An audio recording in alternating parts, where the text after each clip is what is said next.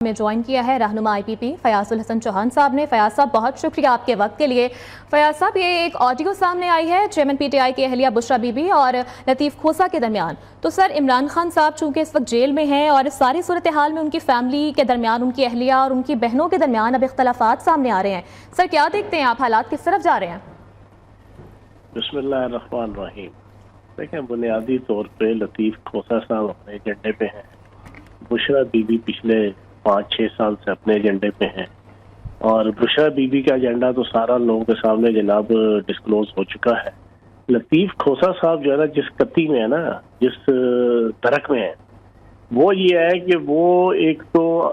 تحریک انصاف کی سپورٹ کے ساتھ اپنے بچے کو اور اپنی سیاست کو جو ہے نا کوئی سروائیول دینا چاہتے ہیں، کوئی اس کی بڑھوتری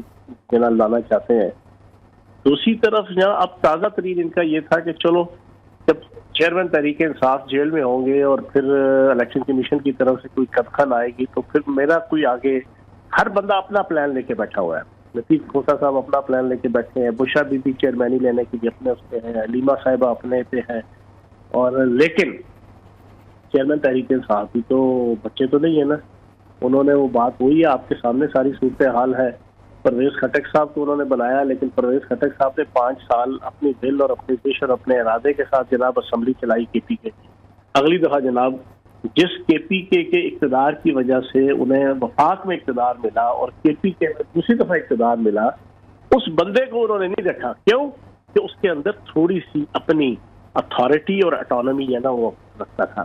تو انہیں بندے وہ چاہیے ہوتے ہیں جیسے محمود خان صاحب ہیں، عثمان مختار صاحب ہیں، اس طرح کے لوگ۔ تو اب انہوں نے بیرسٹر گوہر جناب کی طرح کے وہ بندے کہ جو بنیادی طور پہ پیپلز پارٹی کے ہیں، بنیادی طور پہ چودھری اعتزاز احسن کے چیمبر کے ہیں، ابھی بھی چودھری اعتزاز احسن کے چیمبر کی آپ ویب سائٹ پہ چلے جائیں، دوسرے نمبر پہ نام ان کا لکھا ہوا ہے۔ یہ جمعہ 4 دن ہوئے ابھی ان کو جناب 2 سے 3 اچھا فیاض صاحب، یہ کہیے گا کہ چونکہ چیئرمین پی ٹی آئی کے اہلیہ اور ان کی بہنوں کے درمیان یہ جو اقتدار کی ایک جنگ چھڑ گئی ہے اور اختلافات اب کھل کر سامنے آ رہے ہیں، سر اس پر کیا کہیں گے آپ؟ سر اس پہ کیا کہنا ہے، ہر کوئی منہ سجائے بیٹھا ہوا ہے۔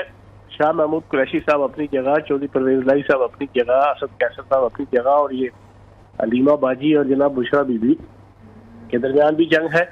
ان کا تو آپس کا ایک دوسرے کے خلاف یہ تھا کہ چلو چیئرمین تحریک انصاف نااہل ہوں گے تو پارٹی کی چیئرمینی جیسے بیگم کلثوم نواز صاحبہ اللہ پاک میں جنت الفردوس میں جگہ دے، انہوں نے اپنے میاں کی جنگ لڑی تھی جب 2 دفعہ ان کے ساتھ جناب برا وقت آیا، تو یہ چاہتے تھے کہ ہم بھی ویسے ہی جناب موج میلہ لوٹیں گے اور اقتدار بھی اور پارٹی بھی اور ہر چیز اختیارات بھی ہمارے پاس ہوں گے، لیکن چیئرمین تحریک انصاف نے ساروں کو ردی کی ٹوکری میں پھینک دیا۔ اب یہ آپس میں لڑ رہے ہیں اور یہ لڑیں گے۔ ابھی آپ کو آپ یہ نہ سمجھیں کہ ابھی کل یا پرسوں ان کا الیکشن ہو جائے گا۔ اچھا سر، آپ تو چونکہ پی ٹی آئی کا حصہ رہ چکے ہیں، تو آپ کیا سمجھتے ہیں اس آڈیو میں کتنی صداقت ہے؟ کیا ان سب کے اختلافات ڈے 1 سے ایسے ہی تھے؟ نیچرل بات ہے، یہ اختلافات آ جاتے ہیں جب آپ کا کہتے ہیں نا جو شاخ نازک پہ آشیانہ بنے گا ناپائیدار ہوگا، جب آپ کا ریلیشن، آپ کا کوآرڈینیشن، آپ کا تعلق، آپ کی افیکشن، آپ کی ایفیلیشن، ہر چیز 2 نمبر ہوگی، ہر چیز فیک ہوگی، ہر چیز جناب بیڈ انٹینشن کے اوپر اور ویسٹرن انٹرسٹ کے اوپر مبنی ہوگی، تو پھر چیزیں آپس میں پھر جناب وہ بجتی بھی ہیں اور پھر کھڑکتی بھی ہیں اور پھر ساری دنیا کے سامنے آتی بھی ہیں۔ اب یہ ساری چیزیں دیکھیں نا، خاور مانیکا آ گیا اپنی بیوی کے خلاف، بیوی آ گئی جناب اپنے میاں کے خلاف، بیوی آ گئی اپنے میاں کی جناب سسرال اور جناب نندوں کے خلاف، اس طرح یہ ساری چیزیں اب آئیں گی کیونکہ ہر ایک کا ایجنڈا پیسہ کمانا تھا، اقتدار، طاقت اور پیسہ، بنیادی چیز ان سب کا ایجنڈا ایک تھا، جس کے تحت انہوں نے چیئرمین تحریک انصاف کو استعمال کر کے اور ہمیں بھی استعمال کر کے انہوں نے اربوں روپے کی لوٹ مار اور ملک کے اور ریاست کا بیڑا غرق انہوں نے کیا۔ جب وہ پکڑ میں آنا شروع ہوئے ہیں تو پھر انہوں نے جناب پوری قوم کو کہا کہ نہیں، ہم تو ریڈ لائن ہیں،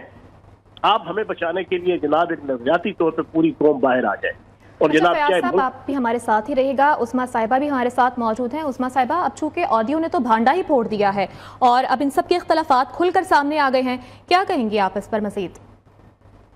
دیکھیں، بات ساری یہ ہے کہ پی ٹی آئی جو ہے وہ فطر بٹیر ہو گئی، یہ پارٹی جو ہے نا یہ اب ہسٹری ہے،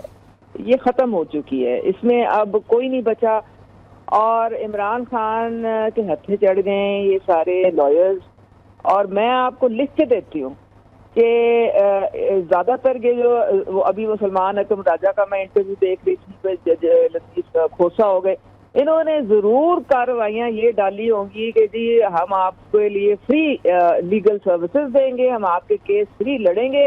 اور اس کے بدلے میں ادلے بدلے میں ہمیں ٹکٹ ملیں گے اور ہم پارلیمانوں میں پہنچیں گے۔ یہ بھی اندرون خانہ سارا، کیونکہ عمران خان پیسے دینے والے تو ہیں نہیں، وہ تو کسی کو ٹکا دینے کے روادار نہیں ہیں، ٹھیک ہے،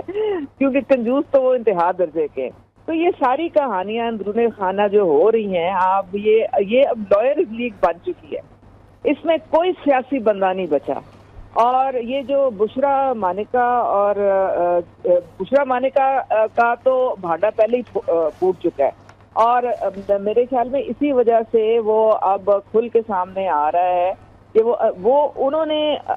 جو سازشیں کرنی بند نہیں کرنی۔ ٹھیک ہے عثما صاحبہ، بہت شکریہ، آپ ہمارے ساتھ موجود تھی۔ رہنما نون لیگ عثما کاردار صاحبہ اور فیاض الحسن چوہان رہنما IPP دونوں ہمارے ساتھ موجود تھے، آپ دونوں کا بے حد شکریہ۔ آئیے ایک مرتبہ پھر سے آپ کو یہ آڈیو سنواتے ہیں۔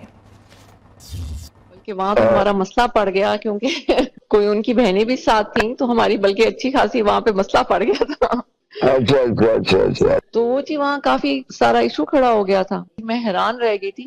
پھر میں نے زیادہ مناسب سمجھا ہی نہیں کہ میں ان لوگوں سے زیادہ بہنوں سے بات کروں، بس میں نے خان صاحب کو کہہ دیا کہ جی میرے تو سارے کیسز وہی کریں گے، اور آپ کے جتنے اب ہوں گے جو میں نہیں سمجھوں گی کہ اب یہ لیٹ ہو رہا ہے تو وہ میں انہیں کو دوں گی۔